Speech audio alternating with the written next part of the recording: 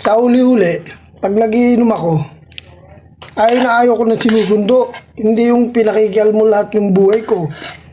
Pag magiinom ako sa labas, hayaan mo lang ako. Hindi yung i-text mo ko. Pasusundo mo ako sa mga anak ko. May wala na akong sariling buhay. Baka akala mo. Hindi ko pang hihinayangan yung 10 taong pagsasama natin. Naku po, Diyos ko. Ibabalik kita sa magulang mo. Kaya mo, ha. Kapag tanghali na akong gumising, huwag mo akong gigisingin. Ayoko na nabibitin yung tulog ko, nasisira yung tulog ko. Bubungangaan mo ko ng bubungangaan. Ipaganda mo ko ng pagkain, pagkagising ko, tapos para liligo na ako, papasok ako sa trabaho. Hindi yung ganun.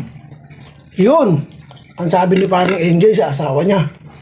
Pero sa'yo, hindi ko magagawa sa'yo yun, ma. Ay,